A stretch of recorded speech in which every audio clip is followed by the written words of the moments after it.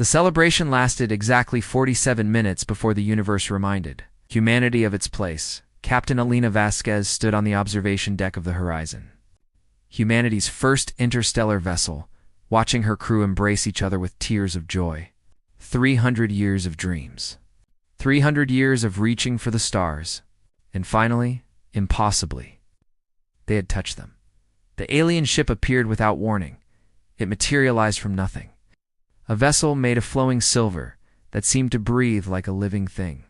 It was larger than cities, larger than mountains. It hung in space before the tiny human ship like a whale before a minnow. "This is the Galactic Concordat." A voice spoke directly into their minds, bypassing language entirely. "Species of Earth, we have been waiting for you." Lena felt her celebration turn to ash in her mouth. Something in that voice told her that humanity's greatest achievement was about to become its greatest humiliation. The Council of Judgment, the Concordat's Grand Assembly, existed in a station older than human civilization itself. Alina walked through halls carved from the hearts of dead stars, past monuments to species that had gone extinct before Earth's oceans formed. She was part of humanity's first diplomatic team, and with every step, she felt smaller. 17 alien species sat in judgment. Some had bodies of crystal. Others floated as clouds of sentient gas. A few looked almost human, which somehow made them more terrifying. At the center of the chamber sat the Prime Arbiter, a being so ancient that light seemed to bend around it with respect. Humanity. The Prime Arbiter spoke, its voice filling the chamber like thunder. "You are extraordinary. Your music makes us weep. Your art captures truths we have spent millennia trying to express. Your determination to reach the stars despite every obstacle fills us with admiration." Alina dared to hope. "But we have watched your world for 12,000 years. We have witnessed every war you have fought. In the time it took your species to develop space travel, you killed over 2 billion of your own kind. You invented new ways to murder faster than you invented ways to heal. The hope died. You are forbidden from building warships. You may not construct weapons capable of space combat. You may not develop military technology beyond personal defense. This restriction is permanent and absolute." Lena's hands clenched into fists. "And if we refuse?" The Prime Arbiter's form flickered, and for a moment Alina saw something vast and terrible behind its calm exterior. "Then you will not leave this station. Choose wisely, humanity. Choose to live." Signing away our fangs, the debate among the human delegation lasted 8 days. Some argued for defiance, for fighting their way out, for refusing to submit to alien demands. These voices grew quieter as Concordat representatives showed them what their peacekeeping fleets could do. A single vessel could sterilize a planet in ours. In the end, humanity chose survival. The Treaty of Submission, as it would later be called, was signed in a ceremony watched by billions across Earth. Humanity could build cargo ships, research vessels, exploration craft, and passenger liners. They could not build anything designed for war. No military vessels, no weapons platforms, no armed stations. In exchange, the Concordat offered protection. Their fleets would guard human space. Their technology would be shared. Humanity would prosper under their benevolent watch. Admiral James Okonkwo was humanity's highest-ranking military officer. He watched the treaty signing from a viewing gallery, his uniform suddenly feeling like a costume from a play that had ended. When his aide asked what they would do now, he answered with words that would be remembered for generations. "We smile. We bow. We build our cargo ships and exploration vessels. And we remember. Somewhere, somehow, we keep the fire burning. Because someday, the galaxy will need what we are. And when that day comes, we'll be ready." He resigned his commission the next morning. But he didn't stop working. Humanity adapted with the resilience that had always defined them. Within decades, human traders became legends across the galaxy. Their cargo ships were faster, more efficient, more innovative than anything the Concordat had seen in millennia. Human explorers mapped regions of space that older species had deemed too dangerous to enter. Human artists created works that moved alien audiences to emotions they didn't know they had. On the surface, humanity flourished. Beneath that surface, something else survived. Commander Amara Okonkwo, granddaughter of the admiral who had resigned in protest, ran a small military academy on Mars. Officially, it was a historical institution, preserving the memory of Earth's martial past for educational purposes. Unofficially, it was a temple where the forbidden knowledge was kept alive. She was 71 years old now, with gray hair and steady hands that could still field strip a weapon in the dark. Her students were few, mostly historians and theorists, people the galaxy had no use for. She taught them anyway. War isn't about glory, she told them during lectures that felt more like prayers. It's about survival. The species that forgets how to fight is the species that dies when something hungry comes hunting. Her students nodded. They took notes. They didn't believe her. Why would they? The Concordat had maintained peace for 15,000 years. What could possibly threaten a civilization that ancient, that powerful? Amara looked at the stars each night and felt certainty cold in her bones. Something was out there. Something was coming. And when it arrived, humanity would remember what it really was. Shadows at the edge. The first warnings came as whispers. A mining colony at the galaxy's edge went silent.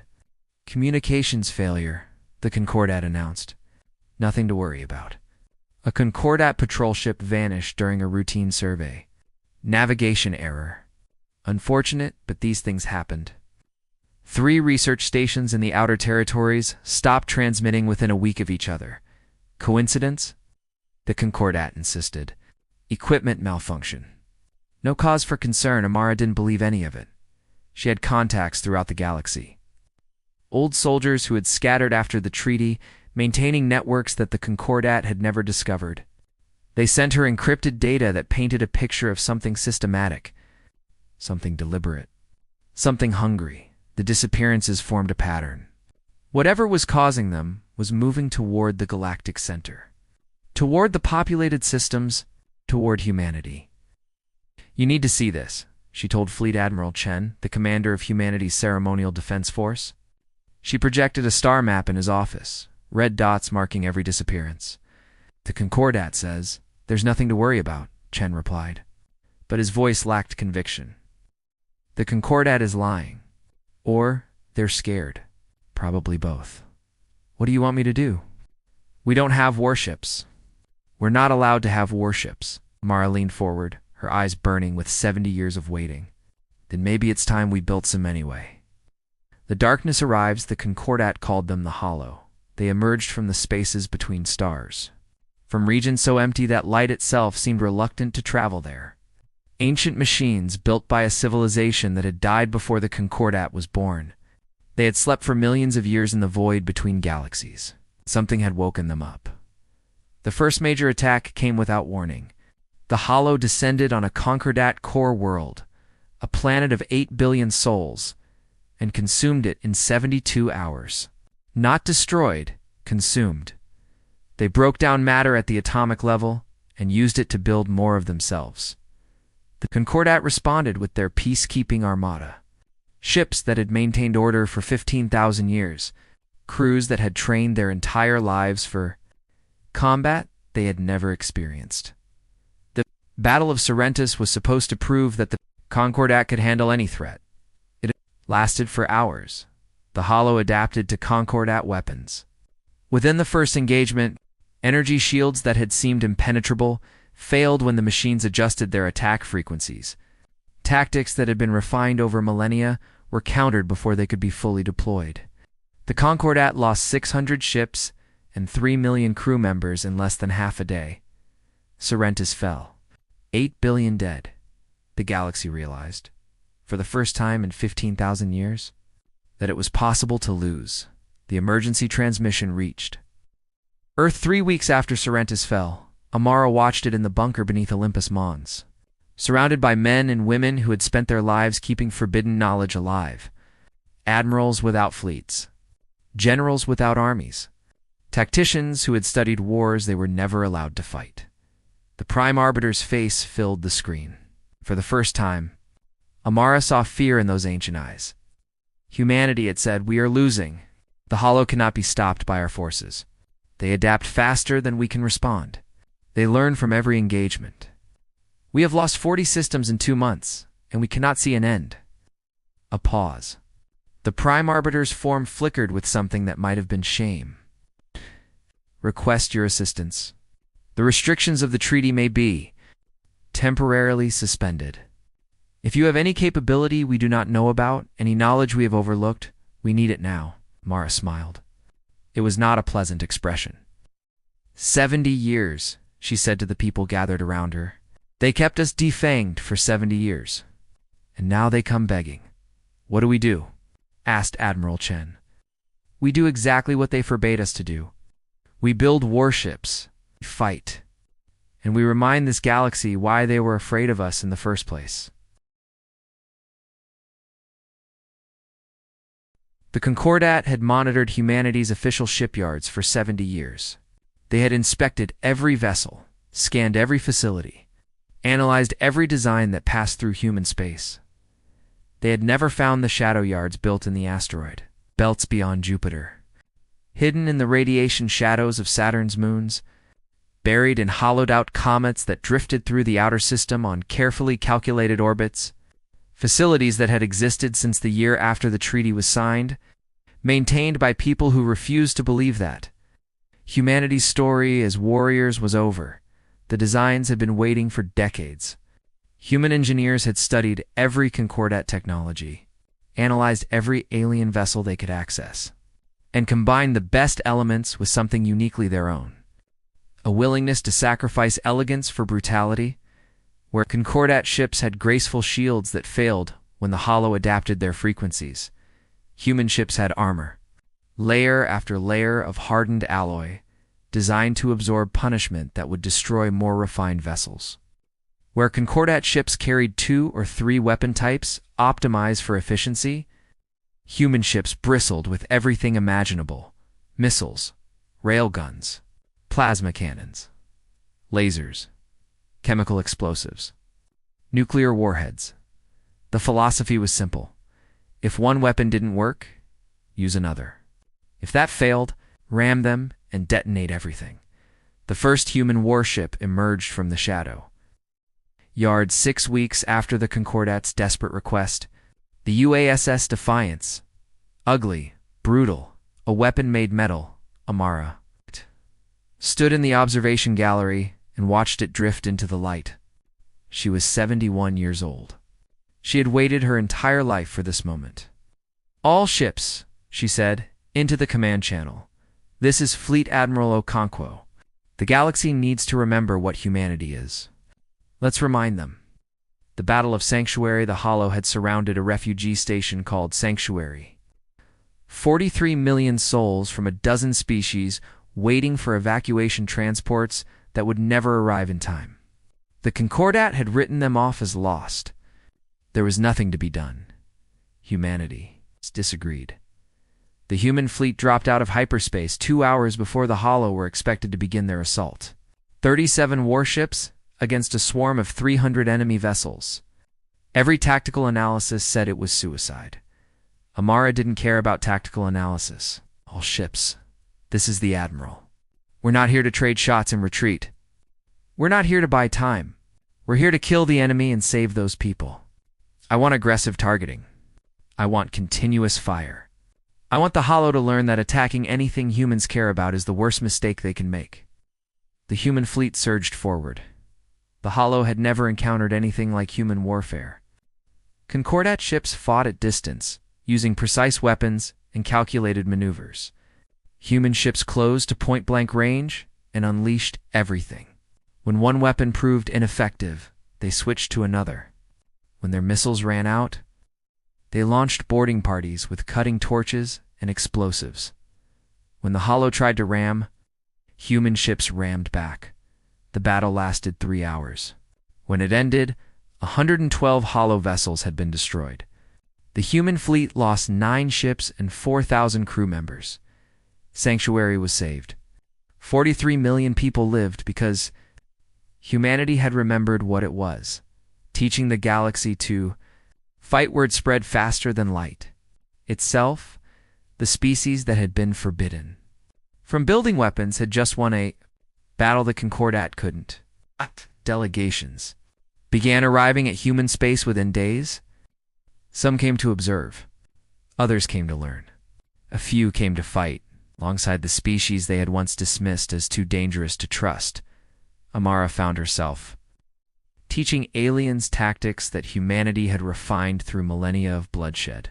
She showed them how to use damaged ships as weapons, how to sacrifice individual units to create opportunities for others, how to accept casualties as the price of victory rather than the end of the battle. "You're asking us to watch our people die," a Concordat admiral said.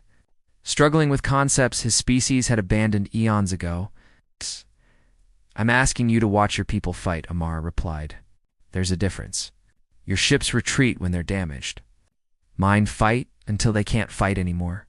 Your crews evacuate at the first sign of danger. Mine stay at their posts until the job is done or they're dead. That's barbaric. That's survival. You've had peace so long you forgot what it costs." The Concordat admiral was quiet for a long moment. Then he asked the question that would change everything. "Can you teach us?"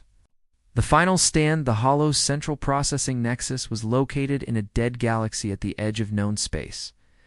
A structure the size of a small moon, pulsing with the consciousness of every Hollow machine in existence. Destroy it, and the enemy would lose their coordination. Their adaptation would slow. They could be hunted down and eliminated piece by piece. Getting there was the problem. "The Nexus is protected by the largest Hollow concentration we've ever seen," the tactical officer reported. "Our best estimates put their numbers in the tens of millions." Amara studied the projections. The Allied fleet, human and Concordat ships fighting side by side, could punch through the outer defenses, probably with massive losses. But reaching the Nexus itself would require something more. She saw the answer in the numbers. She saw her own death waiting at the end of the calculation. "I need volunteers," she said quietly. For a mission with no return, the bridge fell silent. Admiral, her first officer, began. "Not asking anyone to die who doesn't choose it. I'm telling you what needs to happen. Someone has to fly a ship directly into the Nexus and detonate everything on board. Someone has to stay behind while the rest of the fleet retreats." She looked at the faces around her, young and old, human and alien. All of them people who had learned what she had spent her life teaching. "I'll do it myself if no one else will. But I need to know there's a fleet left to finish this after I'm gone." The Admiral's choice, the Battle of the Nexus, began at what humans called dawn. Though there was no sun to mark it, 800 ships formed the Allied fleet. Human warships at the center, their brutal hulls scarred from 100 engagements. Concordat vessels at the flanks, their crews nervous but determined. Ships from a dozen other species filled the gaps. All of them trained in tactics that humanity had written in blood. The Hollow were waiting. Millions of them, a wall of dark metal and hungry light stretching across the void. They had adapted to human weapons. They had studied human tactics. They had learned everything they could, but they had never faced humanity at its full strength. They had never faced a species that had spent its entire existence learning how to kill. "All ships," Amara broadcast, her voice calm as a winter morning. "Today we end this." The Hollow thought they could consume the galaxy. They forgot that some things bite back. Show them what humanity means. The fleet surged forward. The battle was chaos. Ships exploding. Weapons fire filling the void with light. Human vessels taking damage that would have crippled Concordat ships and fighting on anyway. Concordat vessels holding formation instead of retreating. Their crews applying lessons learned from human commanders. The outer defensive layers collapsed within hours. The inner layers held longer. Hollow vessels throwing themselves at the Allied fleet in waves that seemed endless. Amara watched from the bridge of the Defiance as the Nexus came into view. A sphere of pulsing darkness, the heart of everything that had threatened to consume the galaxy. Beautiful, terrible, and vulnerable. "All ships pull back to minimum safe distance," she ordered. "The Defiance is going in alone." Her crew had already evacuated. She had insisted on that, overriding every protest. This was her choice, her sacrifice, the culmination of everything she had spent her life preparing for. Admiral Okonkwo, this is Fleet Admiral Chen. We can find another way. You don't have to? Yes, I do.